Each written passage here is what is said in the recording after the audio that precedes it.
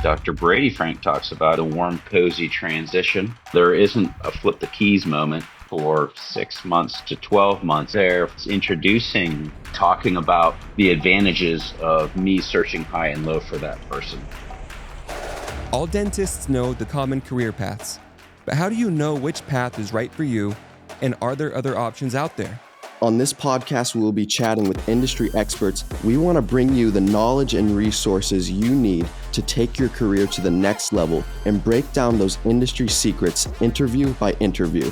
We are here to ignite a revolution in the dental landscape and help you, the dentist, build the career you have always wanted. I'm Dr. Cassidy Reeder. I'm Carter Frank. And welcome to the Revolution Dentistry Podcast. Hi, everybody. Welcome to a new episode. I'm Dr. Cassidy Reeder here with my co-host, Carter Frank.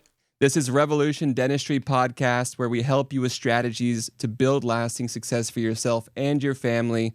We're here with Dr. Tom Birong today. Thank you so much for joining us today, Dr. Tom.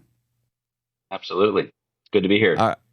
Awesome. Dr. Tom Birong received his dental degree from the Ohio State University of Dentistry, then went on to complete a GP residency and certification in IV sedation. Since then, he's become a seasoned dental entrepreneur with an impressive track record. He's still a resident of Ohio, where he first joined his dad's practice in 2002 and grew his first group to 9 practices in 6 locations. His second group consists of 8 practices, which he owns with his co-founder, Dr. Dave Severson. Dr. Birong is also a consultant for Cornerstone Practice Solutions, a white glove practice management company that allows dentists to focus solely on patient care, while Cornerstone handles the rest. Dr. Birong's acquisition and practice management expertise allows him to provide practices with the guidance and resources they need to operate successfully. Tom has stepped away from the dental chair at this point in his career, and when he's not working, he enjoys spending time with his family, coaching his son's basketball, football, and baseball teams. That's so awesome. So, Dr. Tom, that's a great introduction. I think we can just end there. Like that was so good. It's gonna get much better. Just wait. Let's put it right there. That's the resume. So, Dr. Tom, can you tell us a little bit about your journey and what inspired you to be a dentist?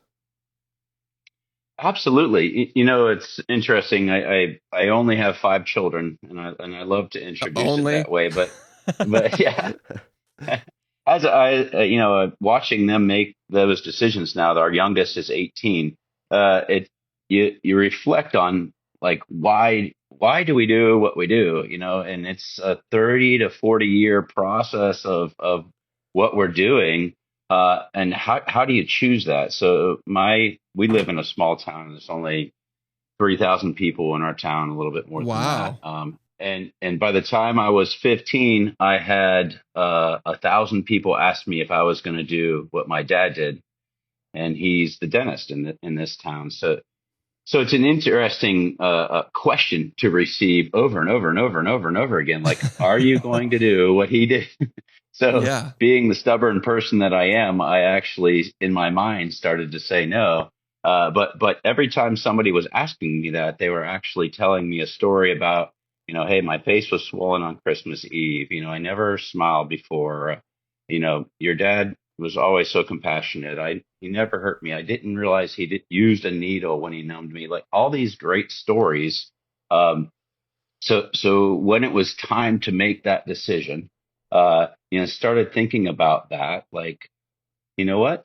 I love fixing things. I like people, and I want to serve this community, and it just made sense to do the same thing, right? Even though it felt like I was being told what to do by 1,000 different people. But there's a reason that they're saying that, right? Hey, your dad took care of me, and can you take care of me for the next 30 years? So the cool thing about it is my daughter is a senior in dental school, so she's going to take care of those same people for the next 30 years, which is really awesome.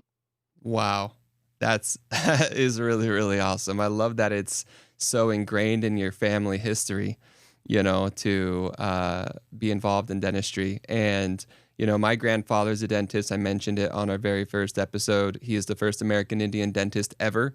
Graduated from Creighton in 1956.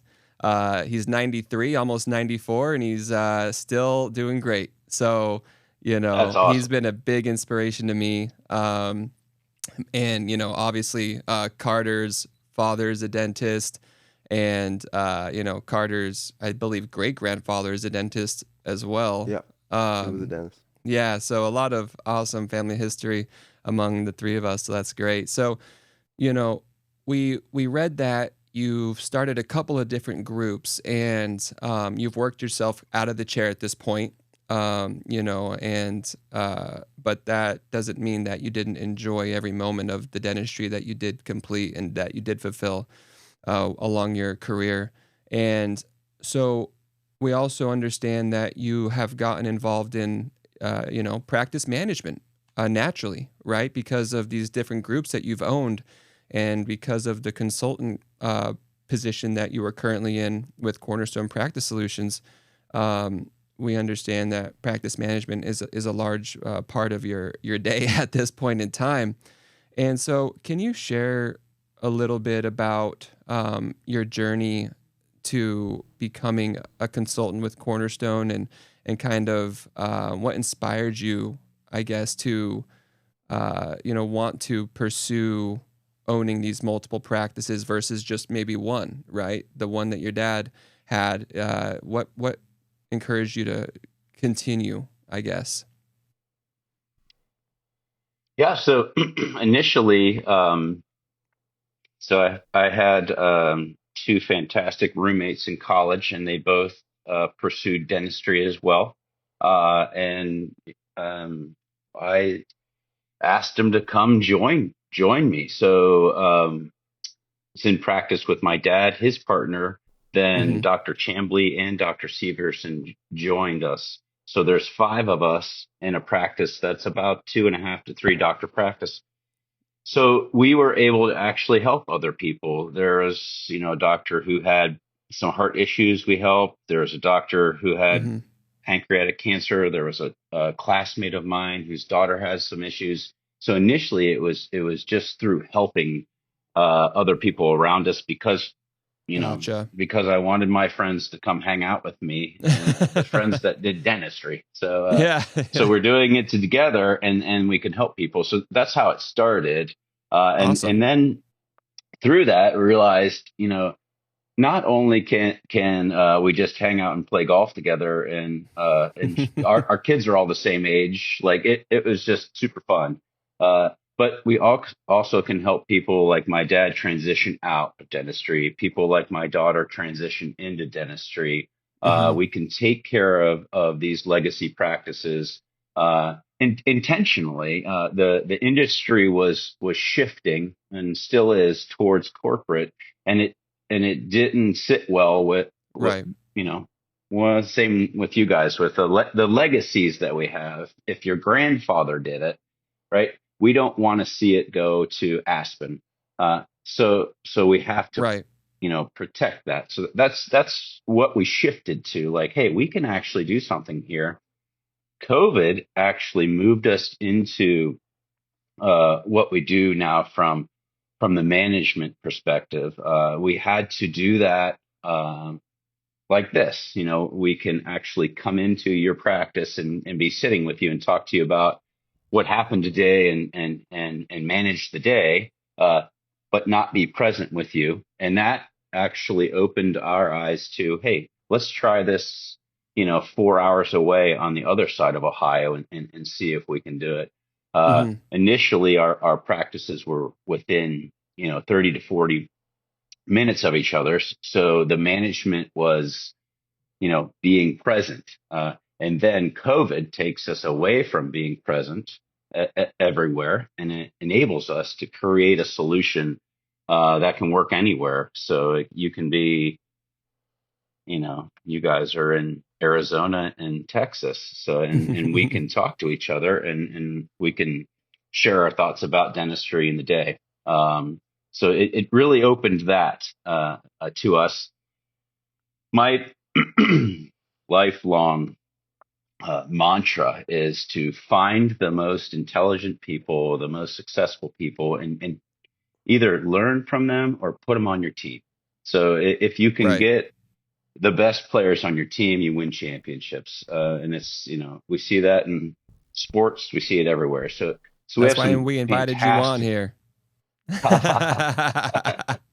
Sorry to interrupt. Go ahead. No, that's okay. So we have some people on our management team that are the best in industry, and we can take that solution and we can send it anywhere through this medium, which has been exciting for us. So started in Ohio, but now like where else could we? Let's go to Hawaii. Let's go somewhere sunny.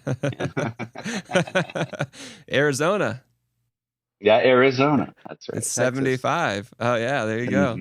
Yeah, thank you. Well, I think it's awesome how driven you are to helping people, and I know you and your co-founder Dave Severson, who I've also met, and he's a great guy, have acquired and managed multiple practices. So I was wondering, what are some of the key factors you consider when evaluating a potential practice acquisition? That's a great question. Um, so I think so.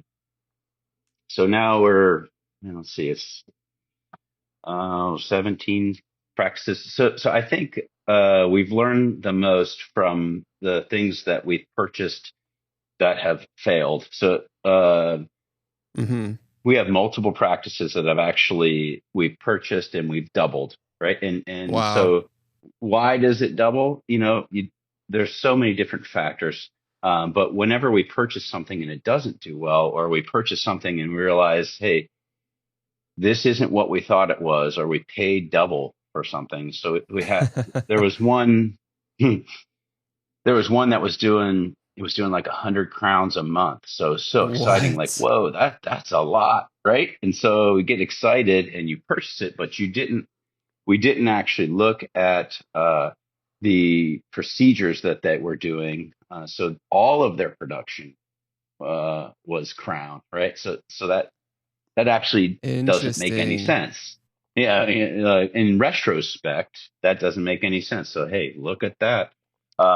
Location, super important. We've had just recently, a year ago, we purchased a practice in Northeast Ohio, um, and it's a gem, it's a gold mine, but it was hard it took us 9 months to find somebody to go there. So nobody Wow. wants to live there, right? So where's the location? Dave and I purchased a practice in Tyson's Corner, which is in DC.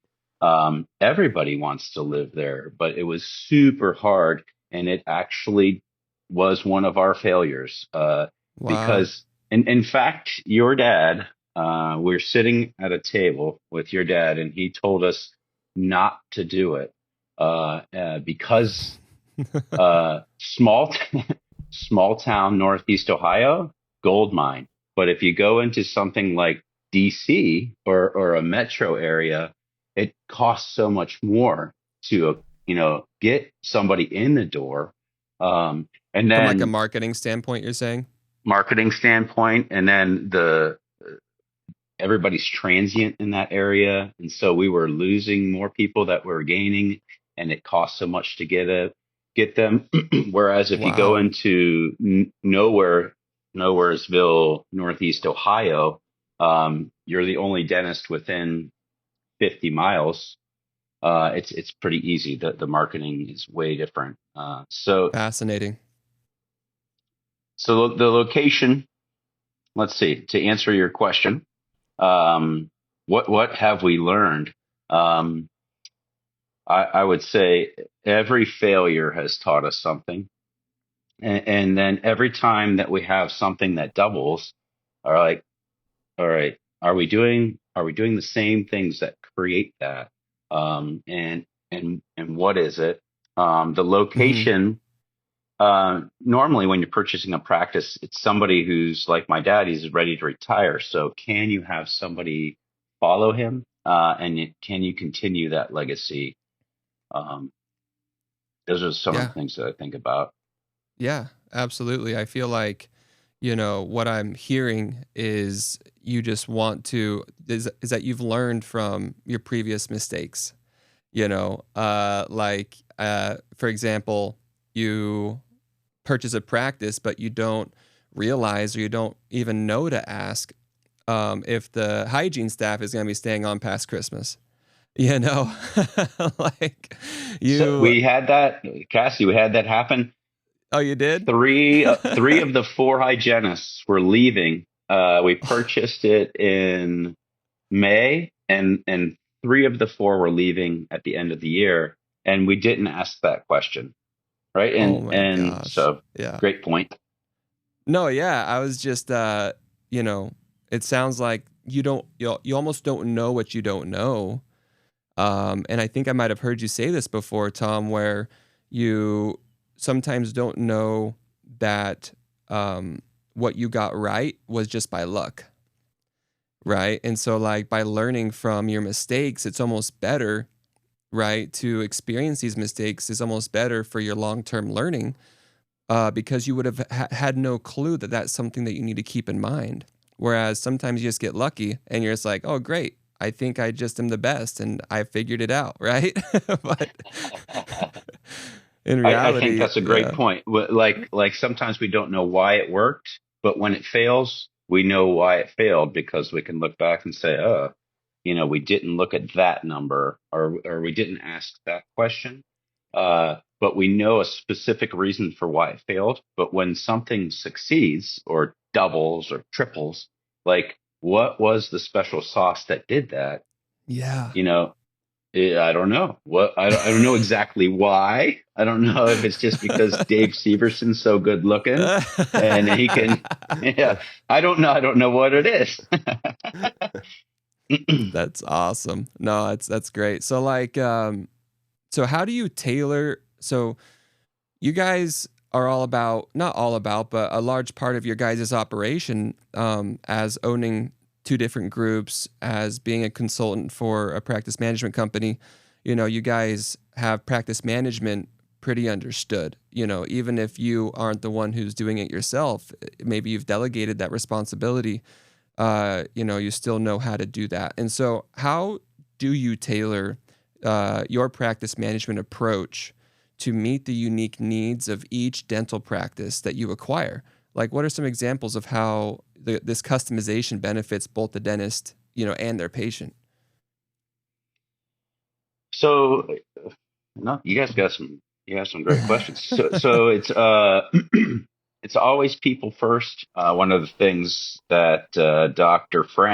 Brady Frank talks about is the warm, cozy transition, uh, which means there isn't. I was talking about a flip the keys moment. It actually is. Hey, I've searched high and low. I went all over Ohio, and I found the best practitioner ever, and they're there for 6 months to 12 months, introducing that doctor to everybody, talking about why that person will continue to care for you so well, and who they are, and the advantages of me searching high and low for that person. Mm-hmm. That kind of transition is super so important. For instance, in East Liverpool, which was the hardest transition that we've had, to find somebody for there, we kept the it was a dad and a daughter. Their name was on the Mm-hmm. building for a year after they left, and the reason for that is you've always gone there and it's always looked like that, and you know Dr. Cassidy's my doctor, right? And so Mm-hmm. if Dr. Cassidy is going to sail off to Fiji, there has to be a handoff. There has to be. I found Dr. Tom, and he's going to come take over for us, and it has to happen for a while. Right. So the transition piece is so important, and it can't be abrupt, and it has to be warm and cozy, and it has to, even if it's going to be abrupt, it has to sound intentional. So there has to be communication with the patient base. There has to be it was deliberate. I did this on purpose. I thought about it, 10 Mm-hmm. years ago. This is how I wanted it to happen for you because I care about you. It can't be, I'm going to Fiji and I don't want to do dentistry anymore. Right. So yeah, there's nothing wrong with Fiji. I love Fiji. I've never been. I'll take your word for it. That's awesome. So from what I'm understanding is, transition is incredibly important. And what I mean by that is having the dentist who's selling, stay on for a certain amount of time to help ensure the transition of that goodwill, right? To help, with the new dentist coming in. I can't imagine how difficult it would be to just do the flip of the keys, like you say, to just have the dentist who's worked there for years just leave and then a new one show up and have no understanding of anything as far as go ahead. Yeah, so that's a great point. The majority of the purchase price is the goodwill. So, and how do we transfer that? How do we hand it off? It can't be abrupt, and it has to be intentional. Yeah. Because if I'm paying $1 million for a practice, $800,000 of it is the goodwill. So it's great point. Yeah, 800,000. Yeah, that's a large Or 80%. 80%. Yeah, right. Yeah, 80% is the goodwill, and I don't think a lot of people understand how important that is or how valuable that goodwill can be. And in reality, like you just showed, it's almost everything, right? So having that component in place and having that plan and having it be an intentional thing is so vital.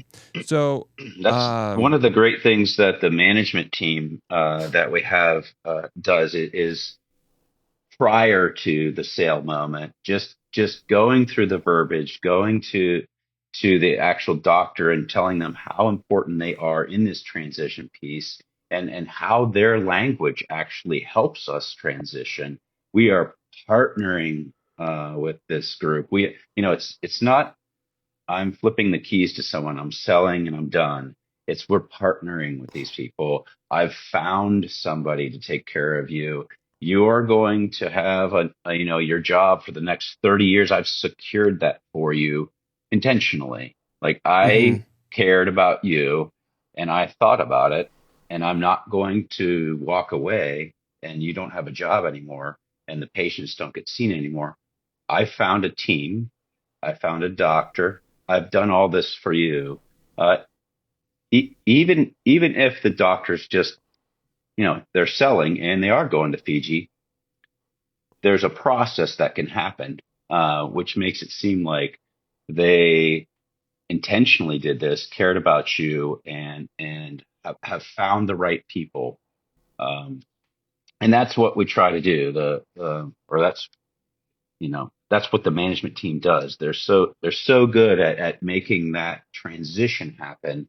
So it feels intentional, even if the doctor's ready to go golf in Florida and get out of Ohio.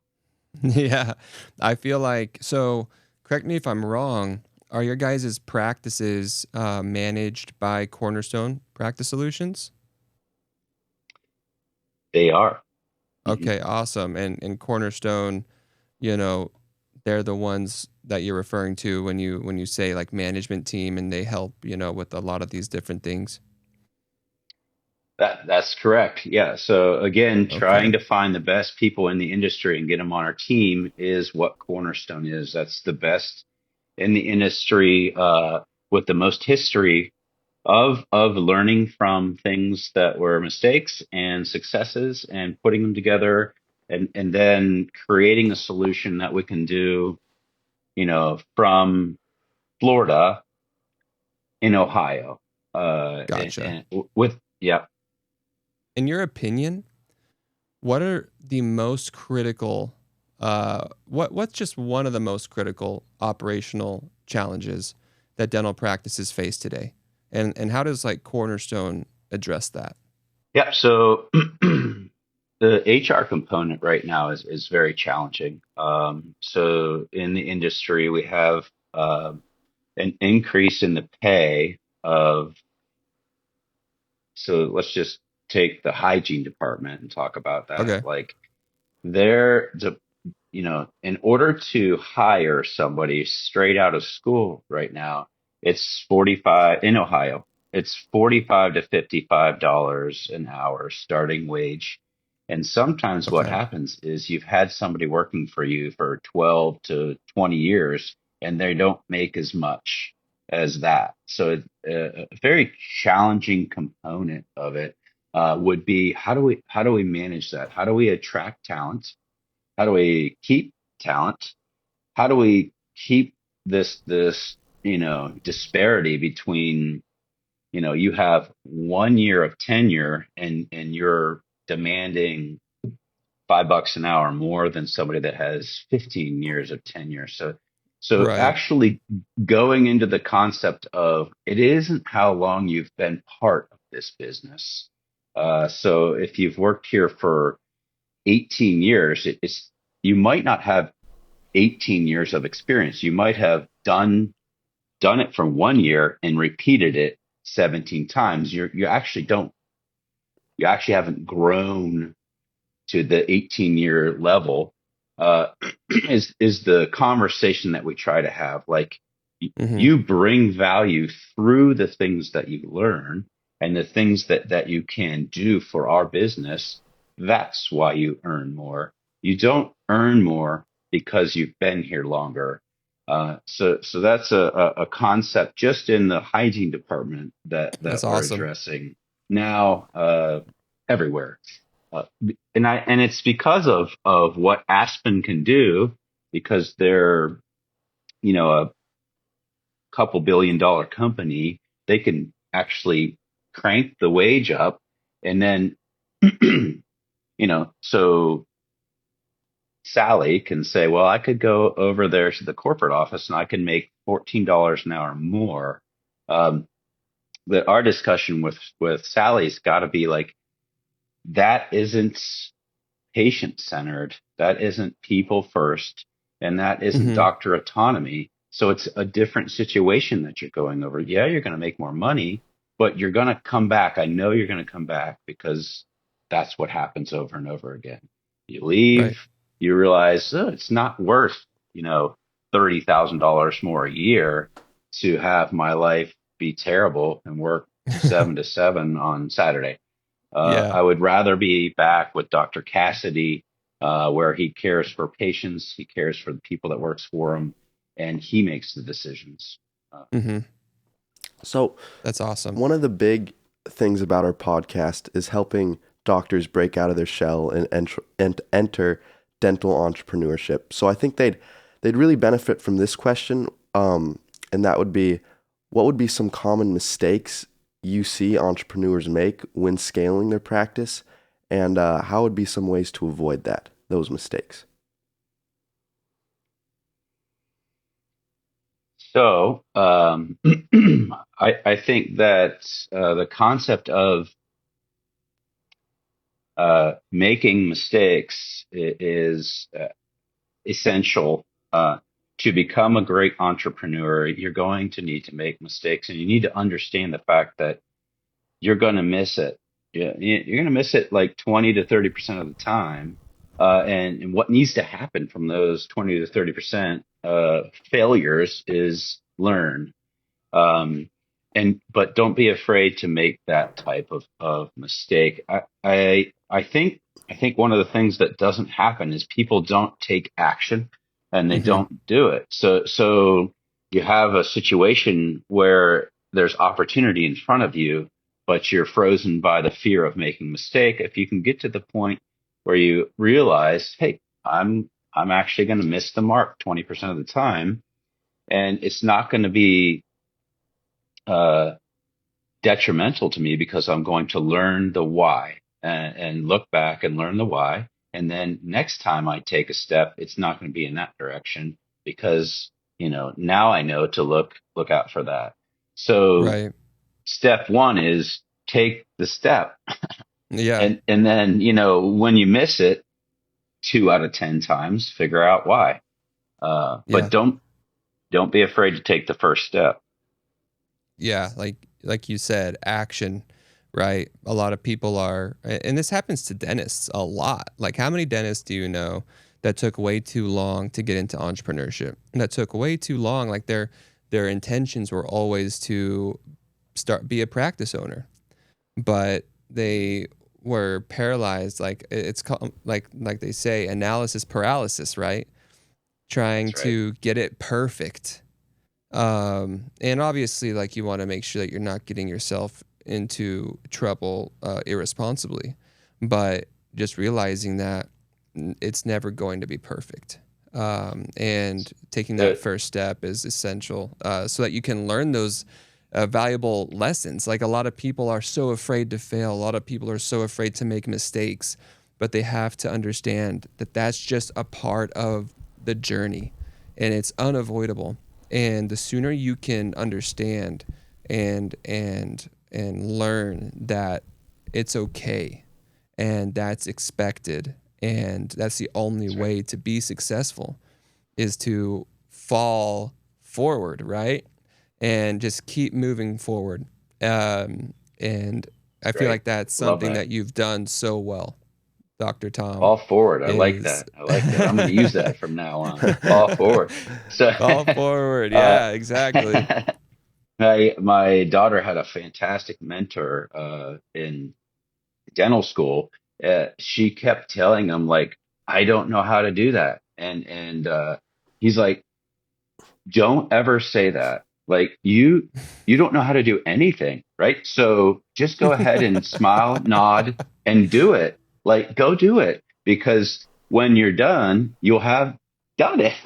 like if you say, I don't know how to do that, and step back and let somebody else do it, you'll never have experienced that. So you fall forward. Exactly. That's it, Cassidy. I'm saying that over and over again now. You fall forward. Yeah, exactly.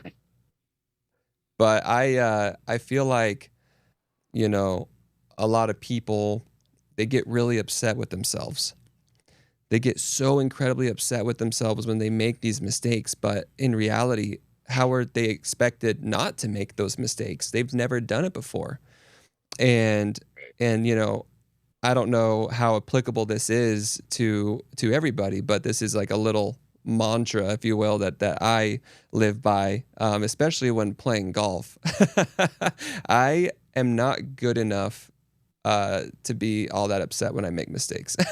So I was actually golfing yesterday, and I mean, I'm terrible, but I just tell myself, I can either sit here and be really upset by my mistakes, or I can, understand that I'm still learning and be able to enjoy it regardless, and find the silver lining in it. And so I feel like, a lot of people getting into entrepreneurship, they aren't experienced enough to get extremely upset if things don't go exactly, perfect, because in reality, you don't have that experience until you've, gotten your reps in and you've done it enough times. So yeah, I think having that courage is really important. But I think that as a dentist, we're like a perfectionist by nature. So, but I think after 10 years of doing, I'm not sure how long you've been a dentist, Cassie, but like, when I look at what I did 10 years ago, I think I need to redo everything. But I wouldn't be where I am now if I didn't do all that. So you have to start doing, or you won't be able to achieve that level. So it's just taking action. And you know what? One quick thing as well is, I understand the importance of mitigating mistake, right? And mitigating the learning curve. And something that we value here so much at Revolution Dentistry is mitigating your learning curve by learning from others' mistakes. And that's something that I and Carter have really focused on, is learning from others' mistakes. Because in reality, sure, like if I don't have to make that mistake because I learned how to avoid it from someone else who has made that mistake, that's incredibly valuable. And so we're wanting to connect people with the proper mentors, connect our listeners with the people who have made those mistakes, like yourself, Dr. Tom, who can, educate them on the proper way to go about doing something. It doesn't mean that it'll be perfect. It doesn't mean that they won't run into mistakes eventually somewhere, but mitigating that and learning from other people is something that we value so much. And that's what I really like about you, deciding to work with experts in practice management. That's what I really like about you, teaming up with or being a consultant for, Cornerstone Practice Solutions. Like you said, they have so much expertise in the practice management space, and you teaming up with them and with their leadership to learn how to manage practices effectively and learn how to, do what it takes to scale and maintain. So I feel like that's also extremely valuable. And, I feel like I just wanted our listeners to understand that teaming up with the proper people to help reduce that learning curve is also just as valuable. I think that's great. I love what you guys are doing. I think it's super, super important to find the best in the industry, and like if you can get them on your team, great, right? But if they're not on your team, let's at least go to lunch, and I want to learn from you, and just be quiet and listen, because there are so much information, there's so much knowledge. There's people like Dr. Albert that you just talked to, like there's people that know just all of this information. They've made the mistakes already, so let's learn from that. And when you're 1 year out, 5 years out, 10 years out, will you know what you know when you're 20 years out? No. But if you don't take the action and don't put the people around you, if you don't listen to podcasts like this, and pull the people on here that know the most. We have a lot of listeners that maybe don't have a good mentor in their life and would definitely benefit from having someone like you to go to ask questions every now and then. So I'm wondering if you have maybe an email or phone number you'd like to give out in case any of our audience would like to reach out and ask any questions that they may have. So yeah, my cell phone is 303248157. Tom Birong, TOMBIRONG @gmail.com. Awesome. Perfect. Cassidy, awesome. Do you have any closing you. remarks before I close the episode? Yeah, so, I just really wanted to thank you, Dr. Tom, for coming on here and explaining to us the importance of proper practice management, the importance of learning from your mistakes and not being afraid to fail, and the importance of teaming up with the best in the industry to mitigate your learning curve and to learn from and to grow with. We really value you, and we're so grateful for your willingness to mentor or just be there for some of our listeners who have questions or who would like to connect with you and ask for advice. We thank you so much. Alrighty, guys. Thanks for tuning in to the Revolution Dentistry podcast. If you're finding value here, make sure to hit subscribe so you never miss an episode. We're here every week to help you grow. See you next time.